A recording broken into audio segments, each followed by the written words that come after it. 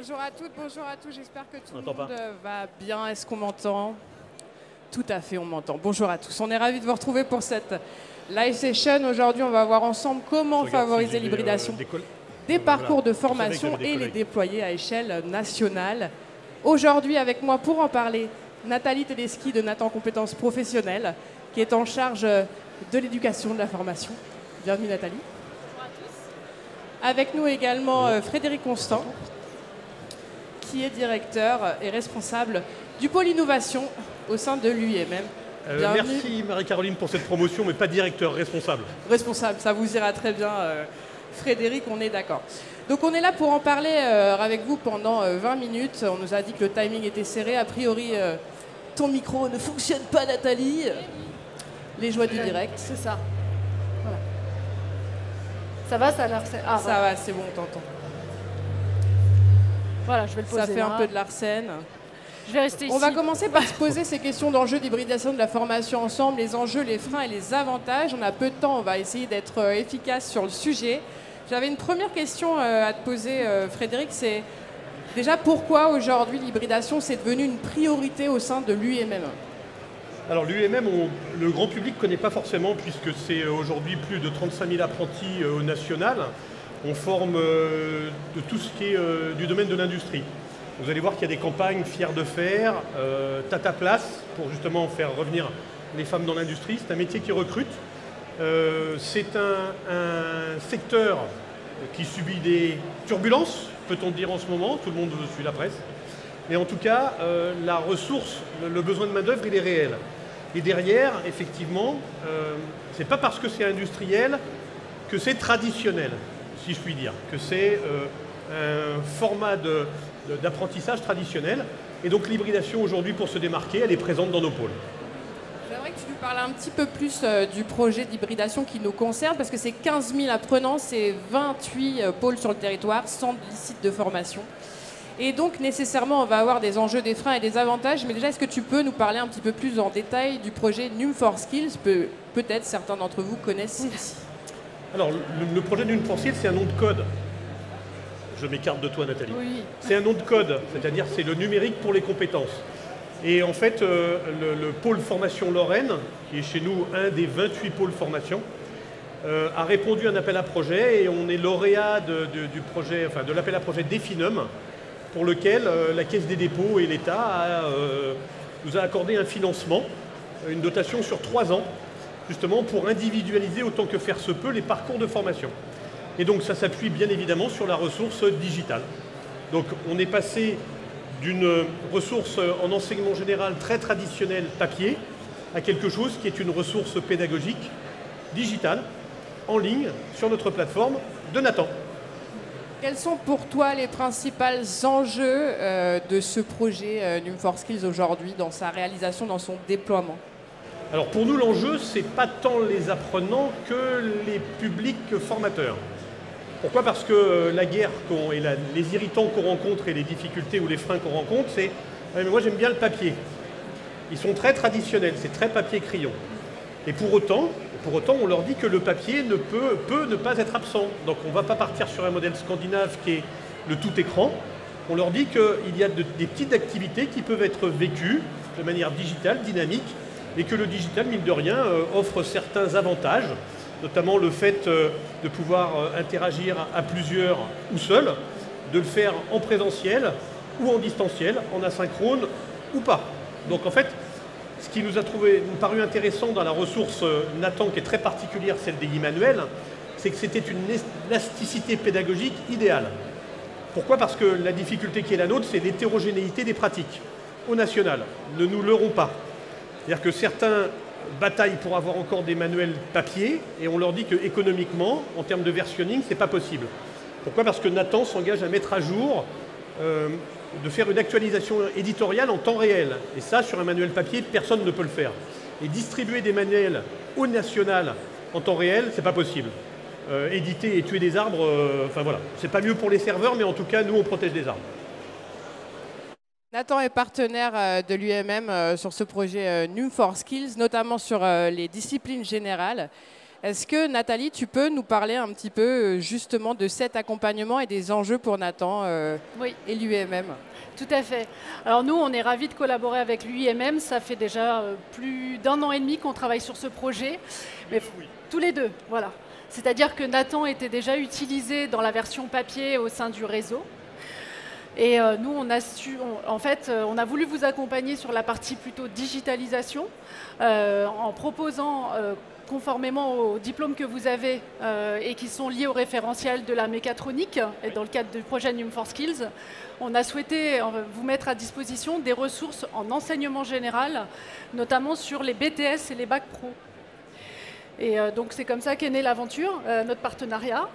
Et il est progressif parce que dans un premier temps, il y a toute cette partie déjà, j'allais dire un peu évangélisation, accompagnement de toutes les parties prenantes parce qu'il y en a beaucoup. Quand on travaille sur un réseau comme le vôtre, forcément il y a les directions générales, direction de pôle, puis il y a les référents pédagogiques, les formateurs, les apprenants eux-mêmes. Donc c'est vraiment tout un écosystème à convertir et il faut absolument accompagner en plusieurs phases toutes les parties prenantes pour que le projet puisse effectivement être bien accueilli. Et c'est vrai que ça fait donc 1 an et demi qu'on est dessus et ça va durer pendant au moins 10 ans, puisque c'est la durée sur laquelle on s'est engagé sur ce partenariat. Donc en fait, on a pris, si vous voulez, sur ce projet-là, les ressources que nous avions sur étagère en partie. On les a bien identifiées, on a vraiment décortiqué tous les référentiels qui étaient liés au diplôme que vous enseignez. Et l'idée, c'est de pouvoir proposer des contenus qui vont être teintés industrie et de pouvoir proposer tout un tas d'activités où les formateurs et les apprenants vont pouvoir vraiment se reconnaître dans leur activité au quotidien. Voilà. Et Caroline, juste ce que dit Nathalie, parce que Nathan est connu pour une spécialité tertiaire. Et nous, on est du secteur industriel. Donc à un moment donné, il y a un paradoxe qui faisait que pourquoi prendre des ressources qui sont sur étagère, qui sont teintées tertiaires, pour des diplômes industriels. Et en fait, il n'y a personne qui a une bibliothèque aussi fournie que Nathan. Et il n'y a surtout personne qui est capable de techniquement nous fournir des contenus dans la modalité et dans les fonctionnalités qu'on souhaitait. Et donc le deal avec Nathan, ça a été de dire, nous on part avec vous si vous êtes capable de nous mettre une teinte industrie, c'est-à-dire que de créer des manuels pour nous. C'est pour l'instant bien parti.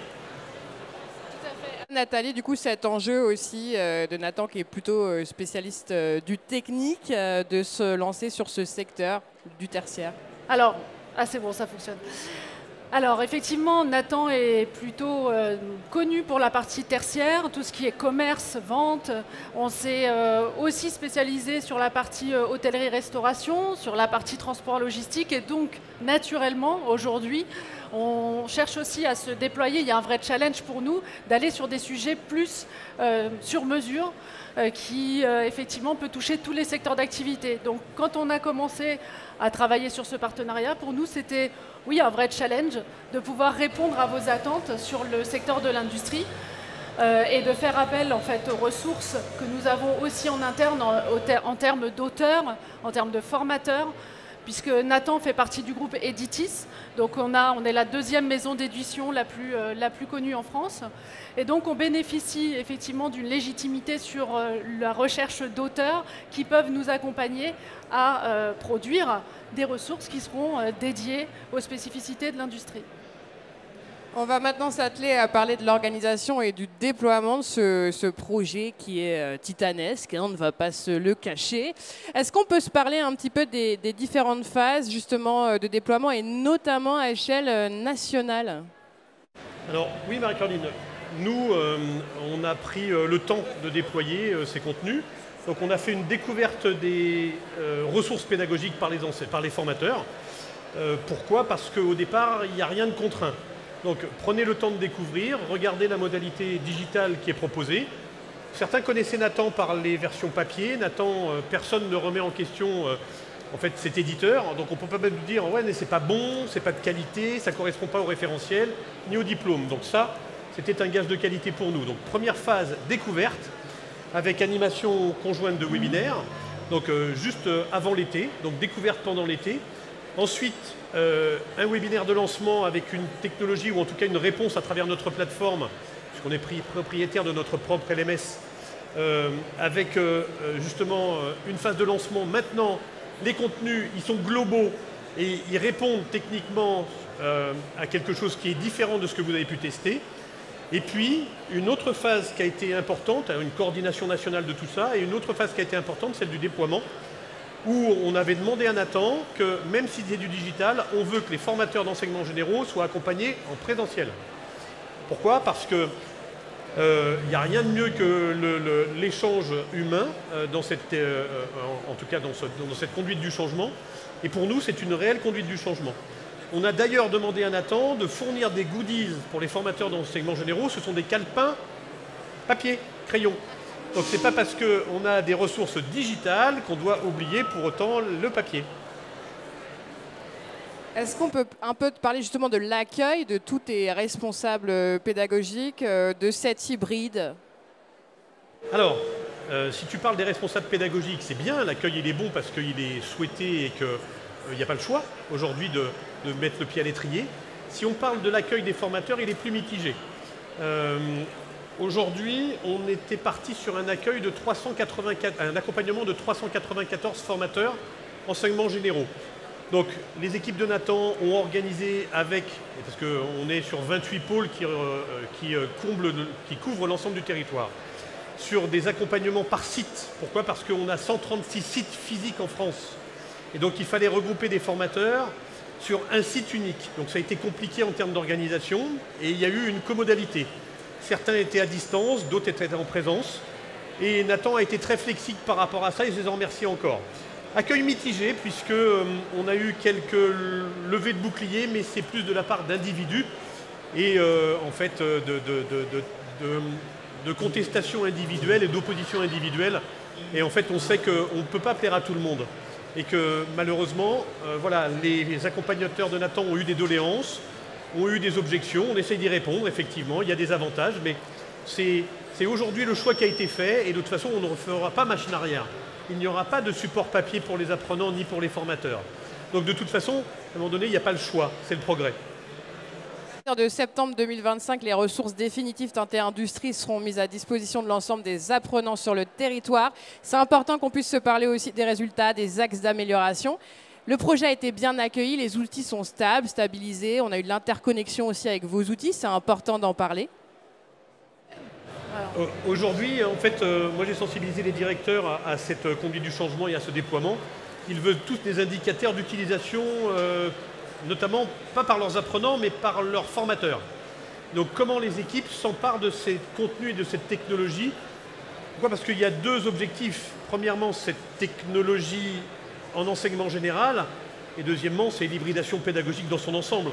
Donc on a fait passer Nathan fait passer la pilule globale. Je n'ai pas d'autre mot que la pilule, mais il y a des pôles qui sont très en avance et très curieux et très digitaux, et puis il y a des pôles qui sont plus réfractaires, un petit peu attentistes, mais de toute façon le courant il est national, ce qui était avant très local ou régional est maintenant un mouvement national, d'où ma présence ici au titre de l'Association nationale des pôles formation.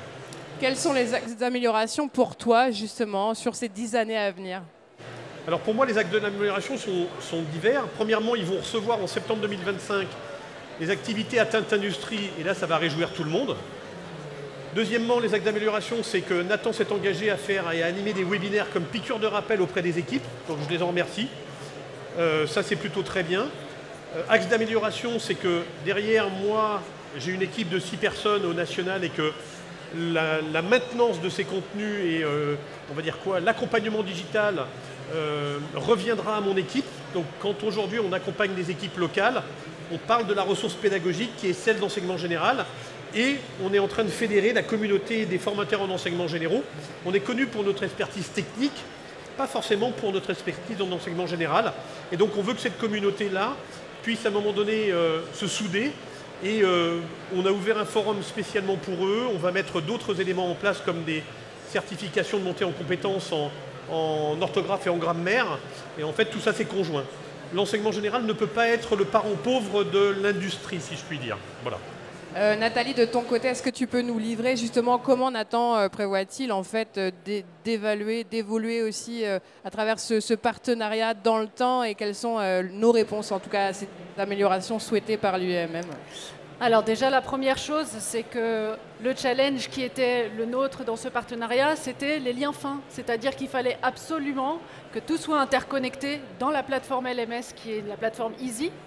Donc il a fallu qu'on retravaille notre offre pour pouvoir faire en sorte qu'un formateur qui se connecte sur Easy puisse retrouver toutes ses ressources au bon endroit par rapport à un parcours qu'il aurait créé sur la plateforme de l'UEMM. Donc déjà, nous, ça nous a un peu changé, parce qu'avant, on avait des liens, et on les a toujours, hein, la possibilité d'avoir des liens SSO entre notre plateforme et la plateforme des établissements avec lesquels on travaille. Mais là, on a rajouté cette brique où on était vraiment sur des liens fins par... Moi, je vais préciser ce que dit Nathalie. On connaît tous le manuel papier de Nathan, on connaît le biblio-manuel. Ils ont une technologie qui permet de faire du e-manuel, mais du e-manuel en accès sur leur plateforme. Donc aujourd'hui, vous vous connectez, vous êtes reconnu sur leur plateforme. Nous, on ne voulait pas ça. On voulait que les apprenants puissent accéder aux activités et à une activité unique, qu'un apprenant ne puisse pas papillonner sur l'ensemble du manuel. Aujourd'hui, quand on se connecte sur la plateforme Nathan e-manuel, on peut aller de la page 1 à la page 250. Et nous, il fallait absolument figer l'apprenant dans l'activité qui lui a été assignée par son formateur. Donc ce qu'on a demandé, c'est qu'on soit dépositaire des contenus et qu'ils vivent sur notre plateforme, ce qui n'avait jamais existé avec d'autres clients. Et aujourd'hui, pour faire passer l'argument de vente pour nous, c'est de dire que vous avez une guirlande de ressources pédagogiques fournies par Nathan. Et le formateur et l'élasticité que permet le e-manuel, c'est de dire chaque formateur peut y mettre sa propre petite ampoule, peut créer sa propre ressource complémentaire, additionnelle, supplémentaire, tout ce qu'il veut. Et en fait, la guirlande, elle est propre à chaque formateur. Alors, nous, chez nous, on appelle formateur, on pourrait dire chaque enseignant. Et en fait, ça veut dire que l'ADN pédagogique de chacun va être différent de son voisin. Et ça, c'est important en termes d'argumentation pour nous, de dire ce n'est pas un contenu stéréotypé, vous pourrez toujours le customiser et vous aurez la main. Si vous ne voulez pas faire vivre cette activité, chointez-la, créez votre ressource et commencez à loger dans les pages de Nathan, c'est ce qu'ils sont en train de faire, vos propres éléments et mettez de la déco dans le sapin. Et ça marche très bien. Ben voilà. Donc, déjà, oula, on n'est plus à Noël. Mais déjà, effectivement, il y avait cette première chose. Et puis après, effectivement, toujours cet accompagnement qu'on veut vraiment mettre au cœur du dispositif. Pour nous, c'est important.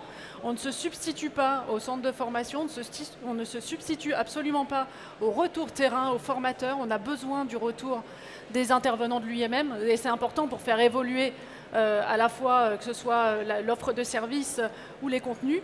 On a besoin d'avoir ce retour, donc c'est là-dessus qu'on va travailler. Là, on est engagé sur 10 ans avec vous, donc on a vraiment besoin de ces retours-là. Oui. Ce qui est plutôt bien sur le process qualité de Nathan, c'est qu'une faute d'orthographe, elle remonte tout de suite. Elle remonte tout de suite par les formateurs et que Nathan a l'obligation de la corriger très rapidement. Mais l'avantage, c'est qu'une correction, elle est automatique et elle est transparente pour tout le monde. Et en fait, l'insatisfaction du lundi n'existe plus le mardi. Alléluia. Merci à vous deux pour cette intervention. On peut voir qu'en tout cas, on travaille en réel partenariat et c'est le plus important. Je vous souhaite une belle journée à tous. Je pense qu'on a tenu le timing. Bonne journée à tous. Au revoir. Merci.